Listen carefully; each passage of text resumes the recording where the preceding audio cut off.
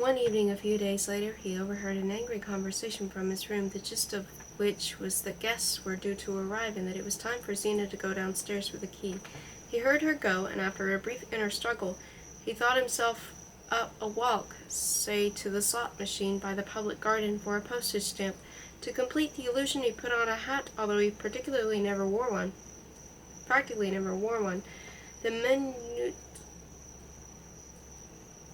The minute light went out while he was on his way down, but immediately there was a click and it went on again. That was the downstairs who had pressed the button. He found her standing by the glass door, playing with the key looped on her finger. The whole of her brightly illuminated, everything glistened. The turquoise knit of her jumper, the fingernails, and the even little hairs on her forearm.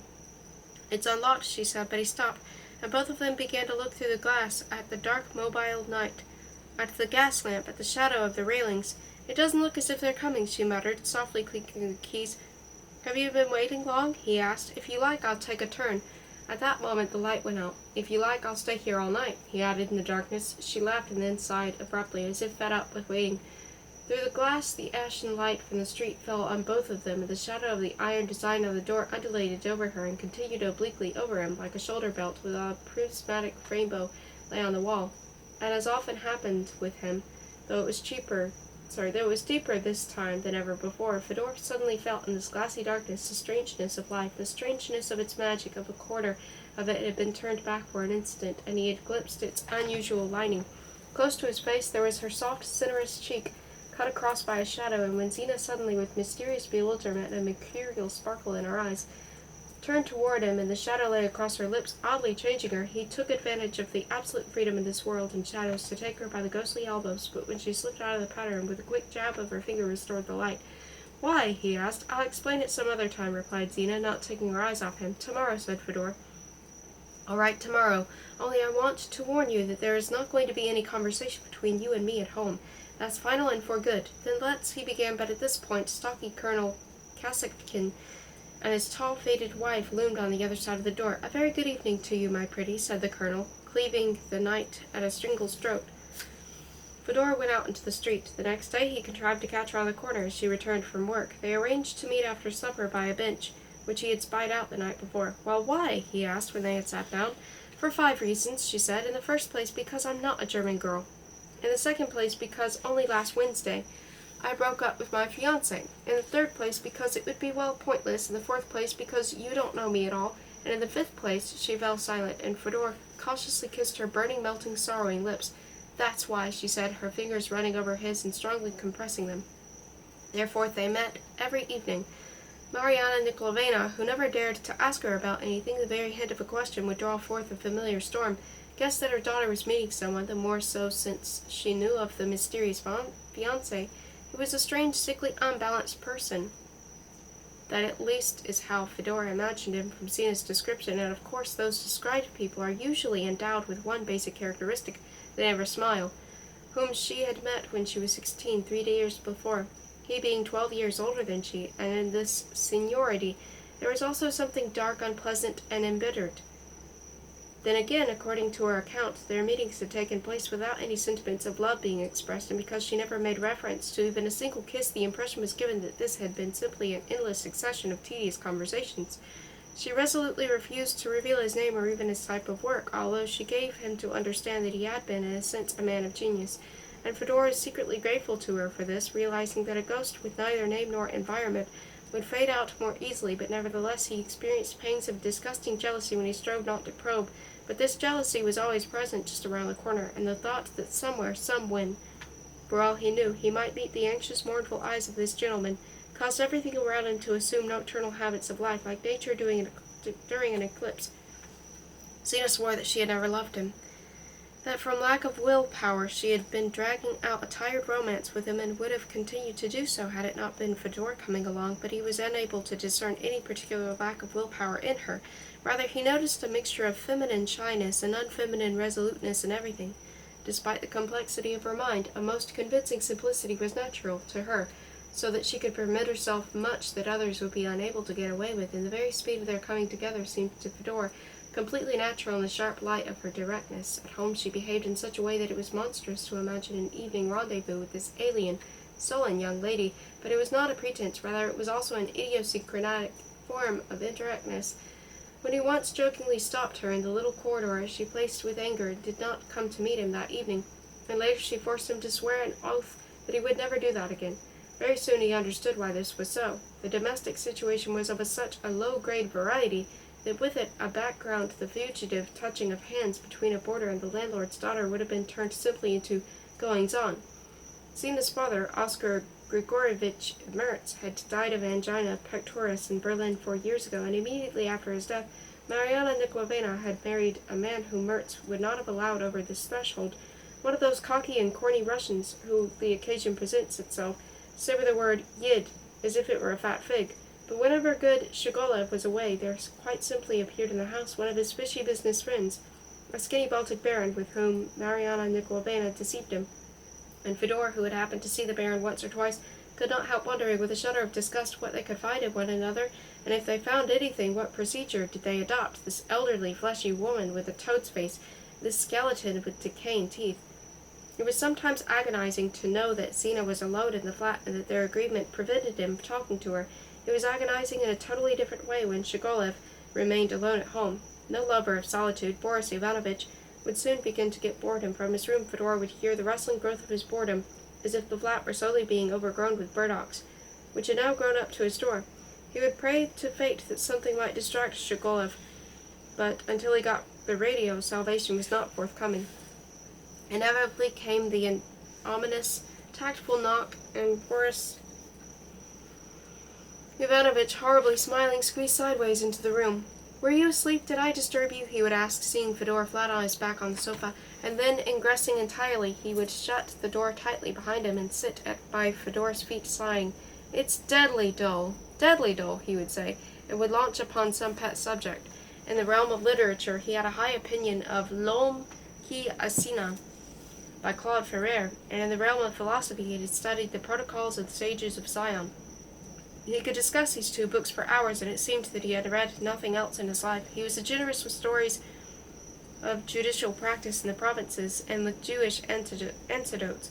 Instead of "we have had some champagne and set out," he expressed himself as follows: "We cracked a bottle of fizz and hop." As with most babblers, his reminiscences always contained some extraordinary conversationalist who told him endless things of interest. "I've never met another as clever as he in all my life," he would remark somewhat uncivilly. And since it was impossible to imagine Boris Ivanovich in the role of a silent listener, one had to allow that this was a special form of split personality. Once, when he had noticed some written-up sheets of paper on Fedor's desk, he said, adopting a new heartfelt tone of voice, "Oh, if only I had a tick or two, what a novel I'd whip off." From real life, imagine this kind of thing. An old dog, but still in his prime, fiery, thirsting for happiness, gets to know a widow, and she has a daughter, still quite a girl. You know what I mean. When nothing is formed yet, but already she has a way of walking that drives you out of your mind, a slip of a girl, very fair, pale, with blue under the eyes, and of course she doesn't even look at the old coat. What to do? Well, not long thinking, he ups and marries the widow. Okay, they settle down, the three of them.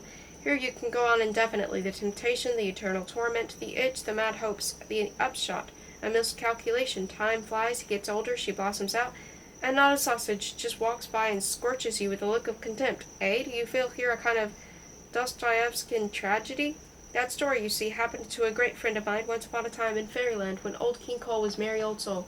And Boris Ivanovich, turning his dark eyes away, pursed his lips and emitted a melancholy bursting sound. "My better half," he said on another occasion, "was for 20 years the wife of a kike, and got mixed up with a whole rabble of Jew in-laws. I had to expend quite a bit of effort to get rid of that stink. Zina," he alternately called his stepdaughter, either this or Ada, depending on his mood. "Thank God doesn't have anything specific. You should see her cousin, one of those fat little brunettes, you know, with a fuzzy upper lip. In fact, it has occurred to me that my Mariana, when she was Madame Mertz, might have had other interests. One can't help being drawn to one's own people, you know. Let her tell you herself how she suffocated in that atmosphere, what relatives she acquired. Oh, my God! All godling and table, and she pouring out the tea. And to think that her mother was a lady-in-waiting of the Empress, and that she herself had gone to Solny school for young ladies, and then she went to marry a Yid. To this very day she can't explain how it happened. He was rich, she says. She was stupid. They met in Nice. She eloped to Rome with him. In the open air, you know, all looked different. Well, but when afterwards the little clan closed upon her, she saw she was stuck. Sina told it quite differently. In her version, the image of her father took on something of a Proust's swan. His marriage to her mother and the subsequent life were tinted with romantic haze.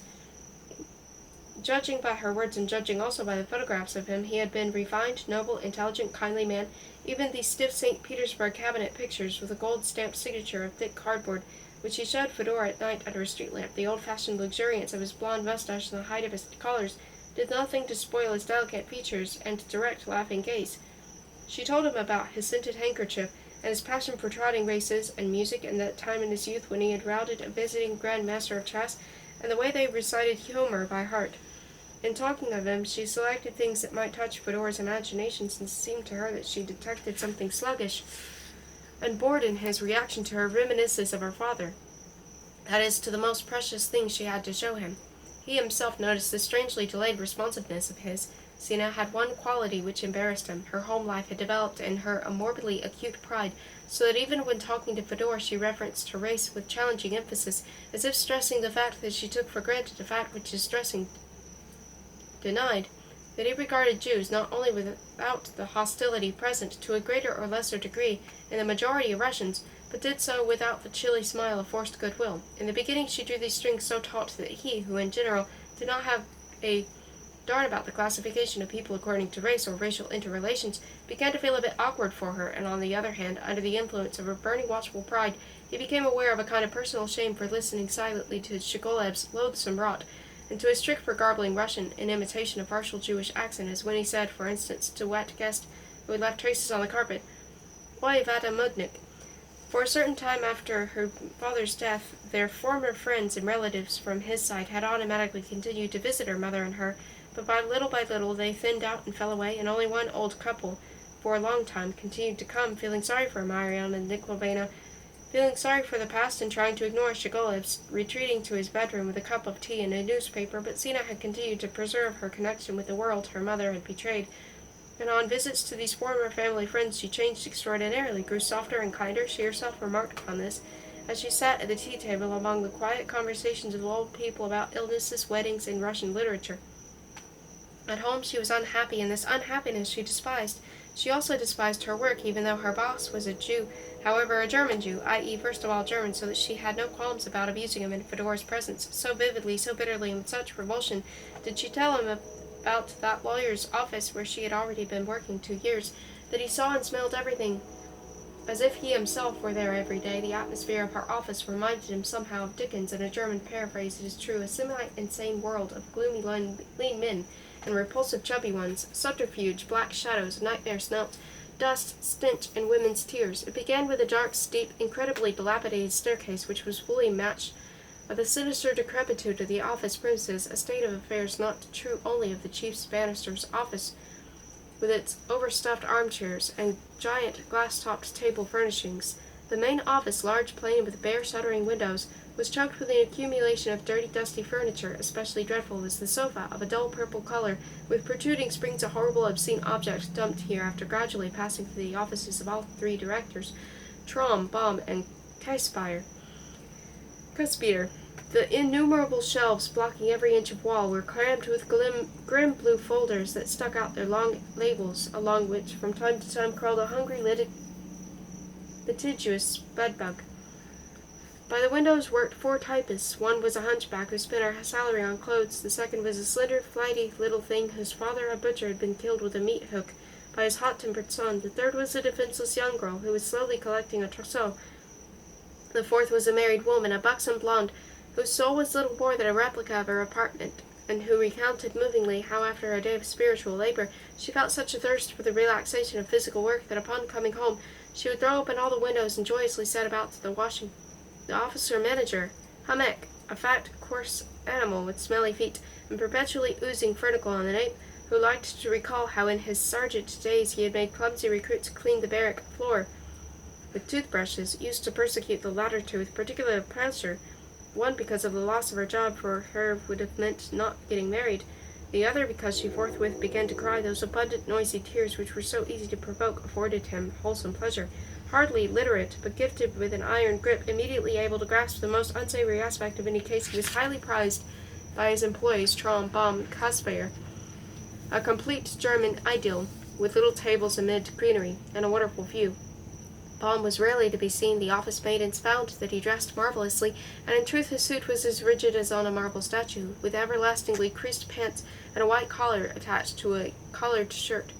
Kaspar cringed before his preposterous clients. For that matter, all three of them cringed, but when he grew angry with Zina and accused her of putting on airs, the boss Traum was a shortish man with hair distributed in such a way as to conceal his bald spot, like a profile like the outside of a half-moon, his tiny hands and shapeless body more wide than it was fat. He loved himself with a passionate and completely reciprocated love, was married to a rich elderly widow, and having something of the actor in his nature, strove to do everything in style, spending thousands for show and haggling with his secretary over a nickel. He demanded of his employees that they refer to his wife as "de Gradige Frau." The missus telephoned, the missus left a message, and plumed himself on sublime ignorance of what went on at the office, although in fact he knew everything through Hamek, right down to the last blot. In his capacity as one of the legal consultants of the French embassy, he often traveled to Paris, and since his outstanding characteristic was a tremendously smooth effrontery in the pursuit of advantages, he energetically struck up useful acquaintances while there, shamelessly asking for recommendations, badgering, frosting himself upon people without the feeling of snubs. His skin was like the armor of the Peba. In order to gain popularity in France, he wrote little books in German and French themes, 3 portraits, for example, the Empress Eugenie, Briand, and Sarah Bernhardt, and in the course of their preparation the collecting of materials turned into the collecting of connections. These hastily compiled works, in the terrible style moderne of the German Republic, and essentially yielding little to the works of Ludwig and Zwigs, were dictated by him to his secretary between business, when he suddenly feigned half flow of inspiration, which flow incidentally always coincided with a stretch of leisure time. Some French professor, into whose friendship he had insinuated himself, once answered a most tender epistle of his wit. For a Frenchman, extremely blunt criticism, you write the name of Deschanel at times with an accent, as you, and at other times without it. Since a certain uniformity is necessary here, it would be good if you were to take a firm decision as to which system you wish to adhere to, and then stick to it. If for any reason you should desire to write this name correctly, then write it without an accent. Traum at once responded with a rapturously grateful letter, continuing at the same time to ask for favors. Oh, how well he could round out and sweeten his letters, while Teutonic warblings and whistlings there were in the endless modulation of his openings and conclusions. What courtesies! Vous avez bien voulu, bien vouloir. His secretary, Dora Wittgenstein, who had worked for him for 14 years, shared a small, musty office with Zina. This aging woman, with bags under her eyes, smelling of carrion through her cheap eau de cologne, who worked for any number of hours and who had dried up in the service of Traum, resembled any unfortunate, worn-out horse whose muscular system had been displaced, leaving only a few iron tendons. She was a little educated, organized her life according to 2 or 3 generally accepted concepts, and in her dealings with French was guided by certain private rules of her own. When Traum was writing his periodic book, he would call her to his house on Sundays, haggle over her payment to keep her for extra time in suit times. She would proudly inform Zina that his chauffeur had driven her home, or at least as far as the tram stop. Zina had to work not only at the translations, but also, as did all the other typists, copying out the long applications presented at court. Frequently she also had to take down in shorthand, in the presence of a client, the circumstances of a case, very often dealing with divorce. These cases were all fairly sordid, lumps of all sorts of muck and stupidity stuck together. A person from Cottbus, divorcing a wife who, according to him, was abnormal, accused her of consorting with a great disdain. The chief witness was the janitress, who through the door had allegedly heard the wife talking to the hound, and expressing delight concerning certain details of its organism. To you it's only funny, said Zina crossly, but honestly I can't go on, I can't, and I would abandon all this scum right away if it were worse. If I didn't know what another office would have the same scum, or worse. This worn-out feeling in the evening is something phenomenal, and it baffles any description. What am I good for now? My spine aches so much that from that typewriter that I feel like howling. And the main thing is that this will never end, because if it came to an end, there'd be nothing to eat. Mother can't do anything. She can't even work as a cook because she'd only sob in her employee's kitchen and break the dishes, and her filthy husband only knows how to go bankrupt. In my opinion, he was already bankrupt when she was born. You have no idea how I hate him. He's a swine, a swine, a swine. One could make ham out of him, said Fedor. I also had a fairly hard day. I wanted to write a poem for you, but somehow it hasn't quite cleared up yet. My darling, my joy, she exclaimed. Can all this be true, this fence and what blurry star? When I was little I didn't like drawing anything that didn't finish, so I didn't draw fences because they didn't finish on paper. You can imagine a fence that finishes, but I always did something complete, a pyramid or a house on a hill, and I liked horizons most of all and diminishing dashes beneath it, to represent the wake of the sun setting beyond the sea. And the greatest childhood torment of all was the unsharpened or broken crayon pencil. But then the sharpened ones, do you remember the white one? Always the longest, not like the red and blue ones, because it didn't do much work, you remember? But how much it wanted to please the drama of the albino, Lentul Beauty. Anyhow, later I let it have its fill, precisely because it drew with the invisible, and one could imagine lots of things, and journal there await us unlimited possibilities. Only no angels, or if there must be an angel, then with that huge chest cavity, and wings like a hybrid between a bird of a paradise and a condor, and talons to carry the young soul away, not embraced as Lermontov has it. Yes, I also think that we can't end here. I can't imagine that we could cease to exist. In any case, I wouldn't like to turn into anything. Into diffused light? What do you think of that? Not too good, I'd say. I am convinced that extraordinary surprises await us. It's a pity one can't imagine what one can't compare to anything. Genius is an African who dreams up snow. Do you know what it was like most amazed the very first Russian pilgrims when they were crossing Europe? The music? No, the fountains in the cities, the wet statues. It sometimes annoyed me that you have no feeling for music. My father had such an ear that sometimes he would lie on the sofa and hum a whole opera from beginning to end. Once he was lying like that, and someone came into the next room and began talking to Mother, and he said to me, that voice belongs to so-and-so, and I saw him 20 years ago in Carlsbad, and he promised to come and see me one day. That's what his ear was like. And I met Leszewski today, and he mentioned a friend of his who complained that Carlsbad was no longer what it used to be. Those were the days. He said, you stand with your mug of water, and there next to you is King Edward. Handsome, imposing man. Suit of real English cloth. Now why are you offended? What's the matter? Never mind, there are some things you'll never understand. Don't say that. What is your skin hot here and cold there? You are not cold? Better take a look at that moth by the lamp. I saw it long ago. Do you want me to tell you why moths fly toward the light? No one knows that. And you know?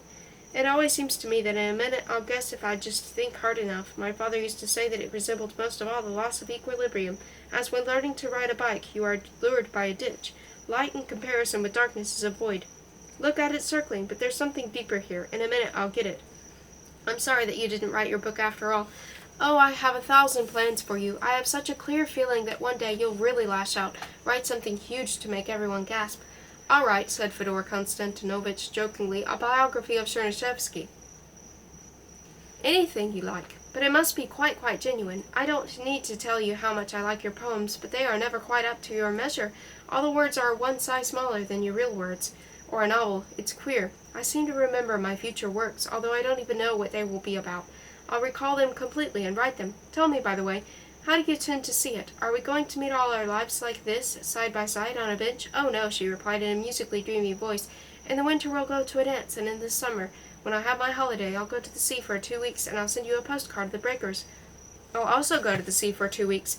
I don't think so, and then forget that we must meet sometime in the Tiergarten in the Rosarium, where the statue of the princess is with stone fan. Pleasant prospects, said Fyodor. But a few days later he happened to come across that same copy of 8 by 8. He leafed through it looking for unfinished bits, and when all the problems turned out to be solved, he ran his eye over the 2-column extract from Chernyshevsky's youthful diary.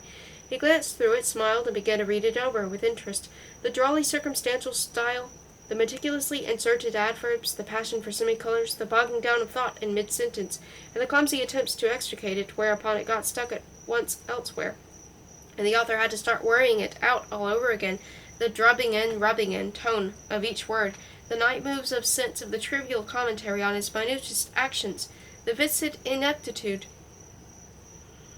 of these actions, as if some workshop glue had got into the man's hands, and both were left. The seriousness, the limpness, the honesty, the poverty, all this pleased Fyodor so much that he was amazed and tickled by the fact that the author, with such a mental and verbal style, was considered to have influenced the literary destiny of Russia, and on the very next morning he signed out the complete works of Chernyshevsky from the State Library.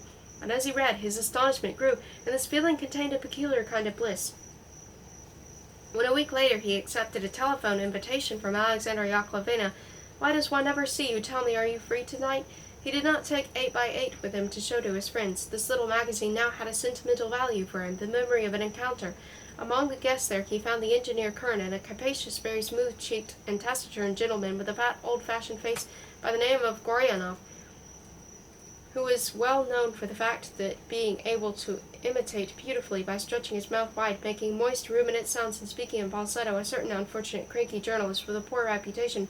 He had grown so accustomed to this image, which thus had its revenge on him, that not only did he also pull down the corners of his mouth when imitating other of his acquaintances, but even began to look like it himself in normal conversation. Alexander Chernyshevsky, grown thinner and quieter after his illness, this being the price of redeeming his health for a while, seemed that evening quite lively again, and even his familiar tick had returned, but Yasha's ghost no longer sat in the corner, leaning on his elbow among disarrayed books. "Are you still pleased with your lodgings?" asked Alexandra Yakovlevna. "Yeah, I'm very glad. You don't flirt with the daughter?" "No? Apropos, I remember the other day that at one time Mertz and I had some common acquaintances. He was a wonderful man, a gentleman in all senses of the word. But I don't think she cares very much to admit her origins." "She does admit them?" "Well, I don't know. I suspect you don't quite understand these matters. In any case, she's a girl with character," said the engineer Kern. "I once saw her at a meeting of the dance committee. She looked down her nose at everything." "And what's her nose like?" asked Alexandra Yakovlevna. "You know, to tell you the truth, I didn't look at it very carefully, and in the final analysis all girls aspire to be beauties, so let's not be catty." Goryanov, who sat with his hands clasped on his stomach, was silent except that occasionally he lifted his fleshy chin with a bizarre jerk and shrilly cleared his throat, as if calling to someone. "Yes, thank you, I would indeed," he said with a bow whenever he was offered jam or a glass of tea, and if he wished to impart something to his neighbor he did not turn toward him, but moved his head closer, still looking ahead, and having imparted it or asked a question slowly moved away again. In a conversation with him there was a strange gaps, because he did not back your speeches in any way and did not look at you, but would let the brown gaze of his small elephant eyes stray around the room, and would convulsively clear his throat. When he spoke of himself it was always in a gloomy, humorous vein. His whole appearance evoked for some reason such obsolete associations as, for example, Department of the Interior, cold vegetable soup, glossy rubber, stylized snow falling outside the window, Stolypin, statist. "Well, my friend," said Chernyshevsky vaguely, moving to a seat by Fedor, "what have you got to say for yourself? You don't look too well." "You remember," said Fedor, "once, about 3 years ago, you gave me the crappy advice to describe the life of your renowned namesake?" "Absolutely not," said Alexander Yakovlevich. "A pity, because now I'm thinking of getting down to it." "Oh, really? Are you serious?" "Quite serious," said Fedor. "But how did you such a wild thought get into your head?" chimed in Madame Chernyshevsky. "Why, you ought to write, I don't know, say the life of Batyushkov or Delvik or something in the orbit of Pushkin. What's the point of Chernyshevsky?" "Firing practice," said Fedor, an answer which is, to say the least, enigmatic, remarked the engineer Kern, and the rimless glass of the pince-nez gleamed as he attempted to crack a nut with his palms. Dragging them by one leg, Gornyov passed him the crackers. "Why not?" said Alexander Yakovlevich. Coming out of a brief spell of musing, "I begin to like the idea. In our terrible times, with individualism is tramped underfoot and the thought is stifled, it must be a great joy for a writer to immerse himself in the bright era of the 60s. I welcome it." "Yes, but it is so distant from him," said Madame Chernyshevsky. "There is no continuity, no tradition. Frankly speaking, I myself wouldn't be very interested in resuscitating everything that I felt in this connection when I was a college student in Russia. My uncle," said Kern, cracking a nut, "was thrown out of school for reading What to Do." "And what is your opinion?" said Alexandra Yakovlevna, addressing Gornyov. Gornyov spread his hands. "I don't have any particular one," he said in a thin voice, as if mimicking someone. "I've never read Chernyshevsky, but when I come to think of it, a most boring, Lord forgive me, figure." Alexander Yakovlevich leaned back slightly in his armchair, blinking, twitching, his face alternately lighting up in a smile and then fading again, and said, "Nevertheless, I welcome Fedor Konstantinovich's idea. Of course, a lot strikes us today as both comic and boring, but in that era there is something sacred, something eternal. Utilitarianism, the negation of art, and so on. All this is merely an accidental wrapping under which it is impossible not to distinguish its basic features. Reverence for the whole human race, the cult of freedom, ideas of equality, equality of rights. It was an era of great emancipations, the peasants from the landowners, the citizen from the state, women from domestic bondage, and don't forget that only were the best principles of the Russian liberation movement born then, a thirst for knowledge, steadfastness of spirit, heroic self-sacrifice, but also it was precisely in this era, fed by it in one way or another, that such giants as Turgenev, Nekrasov, Tolstoy, and Dostoevsky were developing. Moreover, it goes without saying that Nikolai Gavrilovich Chernyshevsky himself was a man with a vast, versatile mind, with enormous creative willpower, and the fact that he endured dreadful sufferings for the sake of his ideology, for the sake of humanity, for the sake of Russia, more than redeems a certain harshness and rigidity in his critical views. Moreover, I maintain that he was a superb critic, penetrating, honest, brave. No, it's wonderful. You must certainly write it. The engineer Kern had already been on his feet for some time, walking about the room, shaking his head and bursting to say something. "What are we talking about?" he suddenly exclaimed, taking hold of the back of the chair. "Who cares what Chernyshevsky thought of Pushkin? Rousseau is a lousy botanist, and I wouldn't have been treated by Dr. Chekhov for anything in the world. Chernyshevsky was first of all a learned economist, and that's how he should be regarded. And with all my respect for Fyodor Konstantinovich's poetic talents, I am somewhat doubtful that he is capable of appreciating the merits and demerits of this man's commentaries on John Stuart Mill." "Your comparison is absolutely wrong," said Alexandra Yakovlevna. "It's ridiculous. Chekhov didn't leave the slightest trace in medicine. Rousseau's musical compositions are mere curiosities, but in this case no history of Russian literature can omit Chernyshevsky. But there is something else I don't understand," she continued swiftly. "What else does Fyodor Konstantinovich have in writing about people and times to which his whole mentality is completely alien? Of course I don't know what his approach will be, but if he, let's speak plainly, wants to show up the progressive critics, then it's not worth the effort. Volinsky and Eichwald did this long ago." "Oh, come," said Alexander Yakovlevich. "Das kommt nicht in Frage. A young writer has become interested in one of the most important epochs in Russian history and is about to write a literary biography of one of its major figures. I don't see anything strange in that. It's not very difficult to get to know the subject. He'll find more than enough books, and the rest all depends on talent."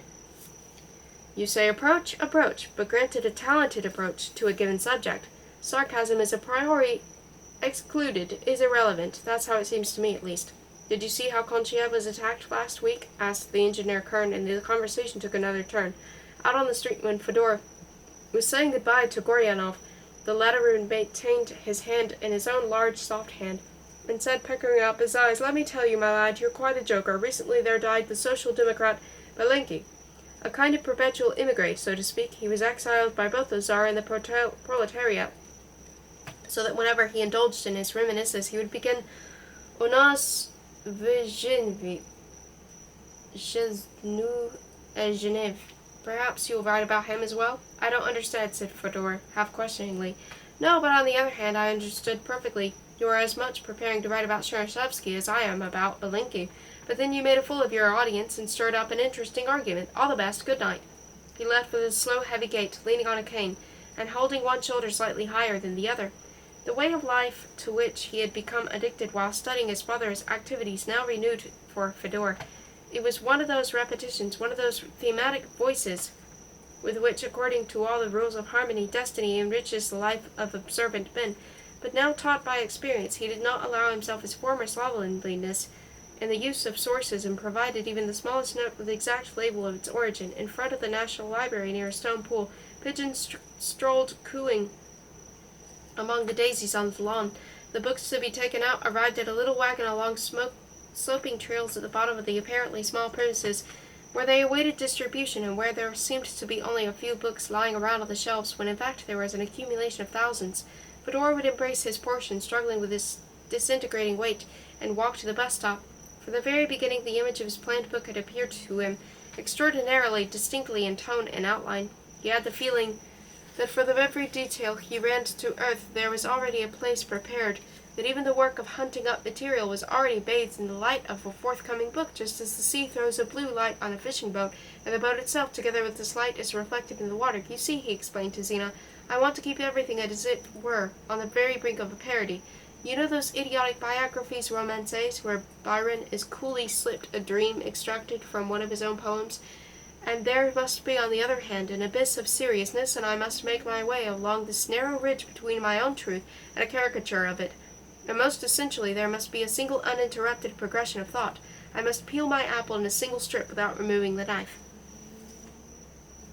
As he studied his subject, he saw that in order to completely soak himself in it, he would have to extend his field of activity 2 decades in either direction. Thus an amusing feature of the age was revealed to him. essentially trifling but proving to be valuable guideline. During 50 years of utilitarian criticism, from Belinsky to Mihailovsky, there had not a single moulder of opinion who did not take the opportunity to jeer at the poems of Fete. And into what metaphysical monsters turned sometimes the most sober judgments of these materialists on this or that subject, as if the word logos were avenging itself on them for being slighted.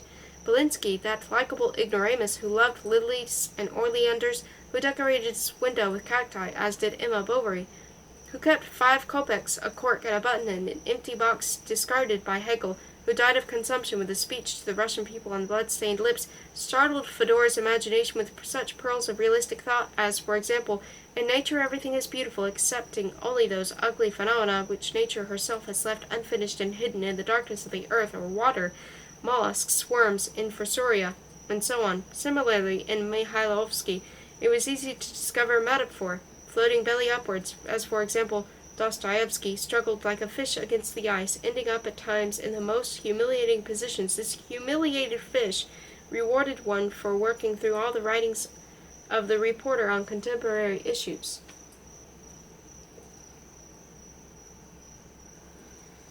From here there was a distant transition to the fighting lexicon of the present day, to the style of Stakov speaking of Chernyshevsky's times. The plebeian writer who, nestled in the pores of Russian life, branded routine opinions with the battering ram of his ideas, or to the idiom of Lenin, who in his Polomlev, when the idealist stretches out his hand directly to the agnostic. Russian prose, what crimes are committed in thy name? A contemporary critic wrote about Gogol. His people are deformed grotesques, his characters Chinese lantern shadows, the events he depicts impossible and ridiculous, and this fully corresponded to the opinions held by Skavichevsky and Mihailovsky about Chekhov, opinions that, like a fuse lit at the time, have now blown these critics to bits.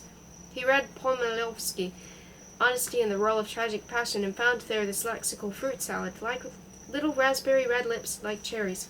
He read Nekrasov, and sensing a certain urban journalist defect in his frequently enchanting poetry, he found an apparent explanation of the vulgarisms in his pedestrian Russian women. How jolly, furthermore, to share your every thought in common with someone you adore, in the discovery that despite his walks in the country he confused gadflies with bumblebees, and wasps over the flock, a restless swarm of bumblebees, and 10 lines lower down, the horses under the smoke of bonfire seek shelter from the wasps. He read Herson, and was again better able to understand the flaw, a false glib glitter, in his generalizations, when he noticed that his author, having poor knowledge of English, witnessed by his surviving autobiographical reference, which begins with the amusing Gallicism, I am born, had confused the sounds of 2 English words, beggar and bugger, and from this had made a brilliant deduction concerning the English respect for wealth.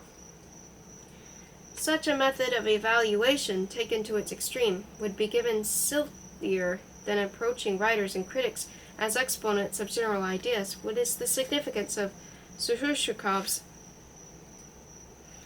Pushkin's not liking Baudelaire?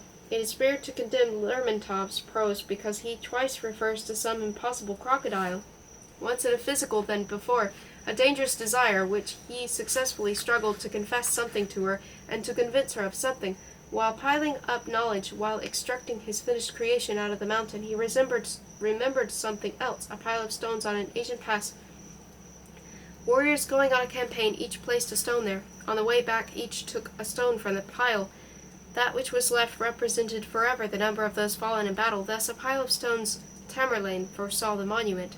By winter he had already gotten to the writing of it, having passed imperceptibly from accumulation to creation. Winter, like most memorable writers, and like all winters introduced for the sake of a narrational phrase, they always turn out in such cases, to be cold. At his evening tryst with Zina, in an empty little cafe where the counter was painted in indigo color, and where dark blue gnome-like lamps, miserably posing as vessels of the coziness, glowed on 6 or 7 little tables, he read her what he had written during the day, and she listened, her painted lashes lowered, leaning on one elbow, playing with a glove or cigarette case. Sometimes the proprietor's dog would come up, a fat mongrel with low-hanging bubs, and would place its hat on Zina's knee, and beneath the stroking and smiling hand that smoothed the back of the skin of the silky round forehead, the dog's eyes would take a Chinese slant, and when she was given a lump of sugar, she would take it, waddle in a leisurely manner to a corner, roll up there, and very loudly start crunching. Wonderful, but I am not sure you can say it like that in Russian, said Zina sometimes, and after an argument he would correct the expression she had questioned. Shershevsky she called Shernsh for short, and got so used to considering him as a belonging to Fedor and partly to her, that his actual life in the past appeared to her as something as a plagiarism. Fedor's idea of composing his biography in the shape of a ring, closed with the clasp of an apocryphal sonnet, so that the result would be not the form of a book, which by its finiteness is opposed to the circular nature of everything in existence, but a continuously curving and thus infinite sentence, seemed at first to her to be incapable of embodiment on flat rectangular paper, and so much the more was she overjoyed when she noticed that nevertheless a circle was being formed. She was completely unconcerned whether or not the author clung assiduously to historical truth. She took that on trust, for if it were not thus, it would simply not have been worth writing the book. A deeper truth, on the other hand, for which he alone was responsible and which he alone could find, was for her so important that the least clumsiness or fogginess in his words seemed to be the germ of falsehood which had to be immediately exterminated. Gifted with a most flexible memory which twined like ivy around what she perceived, Zina, by repeating such word combinations as she particularly liked, ennobled them with her own secret convolution, and whenever Fedor for any reason changed a turn of phrase which he had remembered, the ruins of porticos stood for a long time on the golden horizon, reluctant to disappear. There was an extraordinary grace in her responsiveness which imperceptibly served him as a regulator, as not a guide, and sometimes, when at least 3 customers had gathered, an old lady pianist in pince-nez would sit at the upright piano in a corner and play Offenbach's Barcarolle as a march. He was already approaching the end of his work, the hero's birth to be precise, when Zina said it would not hurt him to relax, and therefore, on Saturday they would go together to a fancy dress ball at the house of an artist friend of hers. Fedor was a bad dancer. He could not stand German bohemians, and moreover refused point blank to put fantasy in a uniform, which is what, in fact, masked balls do. They compromised on his wearing half-mask and a dinner jacket that had been made out 4 years previously, and not worn more than 4 times in the interim. And I'll go, Asa, she began dreamily, but cut herself short. Only not as a boyar maiden, and not as a Columbine, I beg you, said Fedor. That would be just like me, she said scornfully. Oh, I assure you, it'll be terribly gay, she added tenderly, to dissipate its gloom. Why, after all, we'll be all alone in the crowd, and so want to go. We'll be the whole night together, and no one will know who you are, and I've thought myself up a costume especially for you. He conscientiously imagined her with a naked, tender back and pale bluish arms, but here all kinds of excited, bestial faces slipped through illegally, and the coarse trash of noisy German revels. Bad liquor inflamed his gullet and belched from the chopped egg sandwiches, but he again concentrated his thoughts, revolving to the music in Zina's transparent temple vein. Of course it'll be gay, of course we'll go, he said with conviction. It was decided that she should set off at 9, and he would follow an hour later. Cramped by the time limit, he did not sit down to work after supper, but fiddled around with a new emigre magazine where Konchaev was twice mentioned fleetingly, and these casual references, which implied the poet's general recognition, were more valuable than ever, even the most favorable review. Only 6 months ago this would have provoked him in what Pushkin's envious Salieri felt, but now he himself was amazed by his own indifference to another's fame. He looked at his watch and slowly began to change. He unearthed his drowsy-looking dinner jacket and lapsed into thought. Still meditating, he took out a starched shirt, put his evasive collar studs in, climbed into it, shivering from its rigid chill, again was motionless for a moment, then automatically pulled on his black trousers with a stripe, and remembering that he had made up his mind only that morning to cross out the last of the sentences he had written the previous day, he bent over the already heavily corrected page. As he read the sentence over, he wondered, should he leave it intact after all, make an insertion mark, wrote an additional adjective, froze over it, and swiftly crossed out the whole sentence. But to leave the paragraph in that condition, i.e. its construction hanging over the precipice, with a boarded window and a crumbling porch, was a physical impossibility. He examined his notes for his part, and suddenly his pen stirred and started to fly.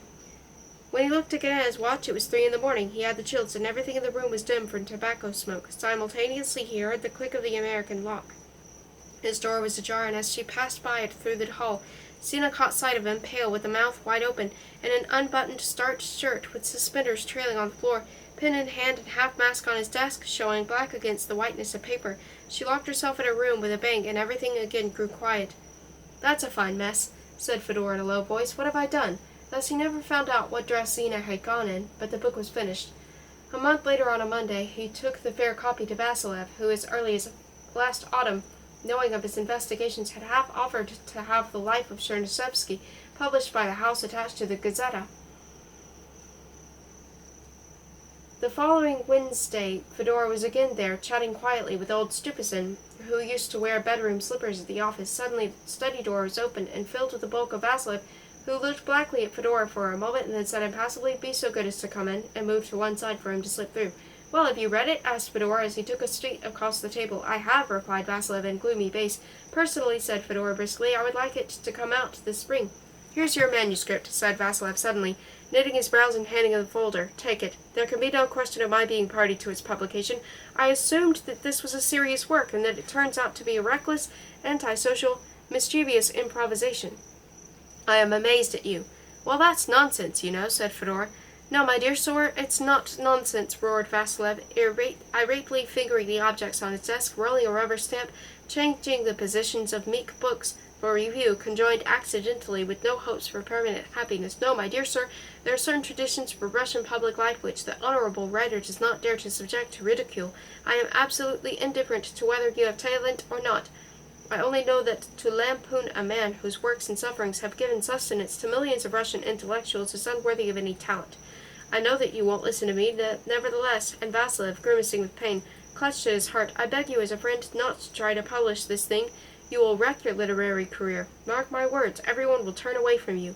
"I prefer the backs of their heads," said Fedora.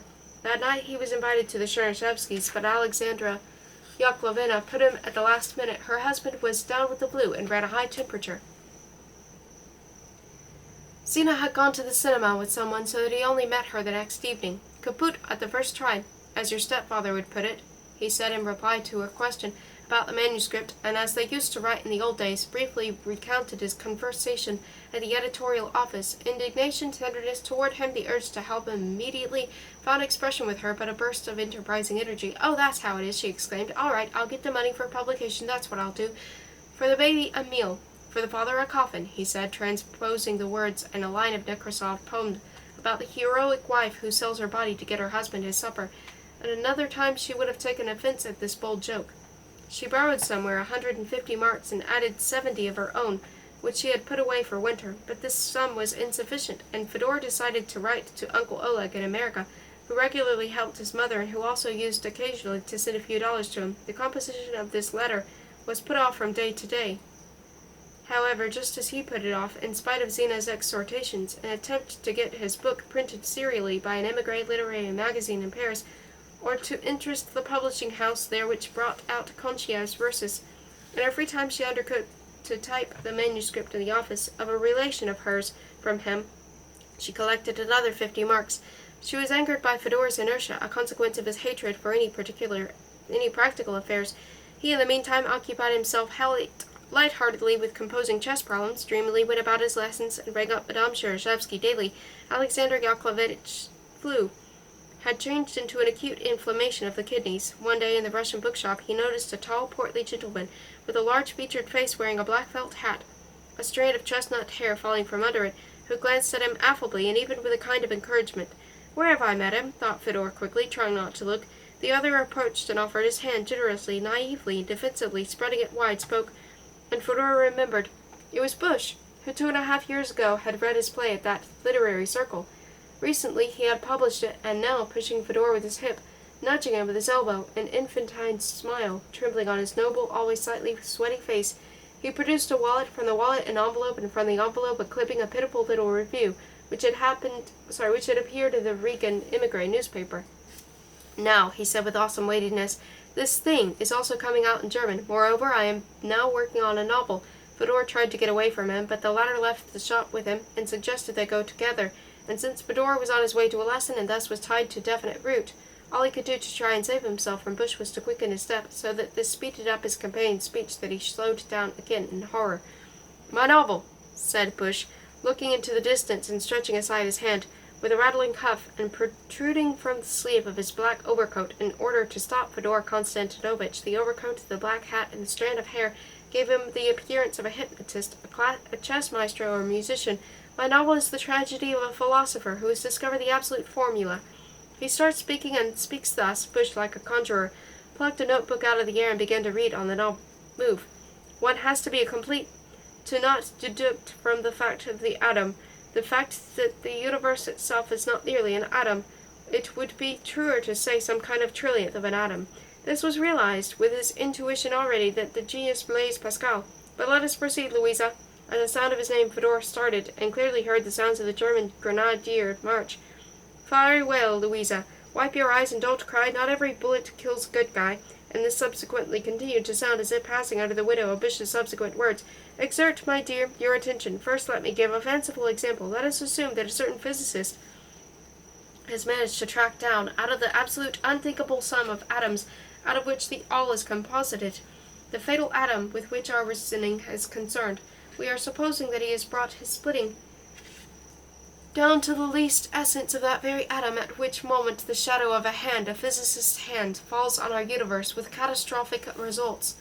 Because the universe is but the final fraction of one, I think, central atom, of those it consists of. It is not easy to understand, but if you understand this, you will understand everything. Out of the prison of mathematics, the whole is equal to the smallest part of the whole, the sum of the parts is equal to one part of the sum. This is the secret of the world, the formula of absolute infinity, but having made such a discovery, the human personality can no longer go on walking and talking. Shut your mouth, Louisa. That's him talking to a cutie, his lady friend, added Bush with his good-natured indulgence, shrugging out one mighty shoulder. If you're interested, I can read it to you from the beginning sometime, he continued. The theme is colossal, and you, may I ask, what are you doing? I, said Fedor with a slight smile. I have also written a book about the critic Chernyshevsky. Only I can't find a publisher for it. Ah, the popularizer of German materialism, of Hegel's traducers, the Grobianistic philosophers, very honorable. I am more and more convinced that my publisher will take your work with pleasure. He is a comic personality, and for him literature is a closed book, but I have the position of an advisor to him, and he will hear me out. Give me your telephone number. I'll be seeing him tomorrow, and if he agrees in principle, then I'll skim through your manuscript, and I dare to hope that I'll recommend it in the most flattering manner. What rot, thought Fedor, and therefore was extremely surprised when the next day the console did, in fact, ring. The publisher turned out to be a plumpish man, with a sad nose, reminding him somewhat of Alexander Yakovlevich, with the same red ears and a stipple of black hairs along each side of his polished bald-pate. His list of published books was small, but remarkably eclectic. Translations of some German psychoanalytic novels done by an uncle of Bush's, The Poisoner by Adelaida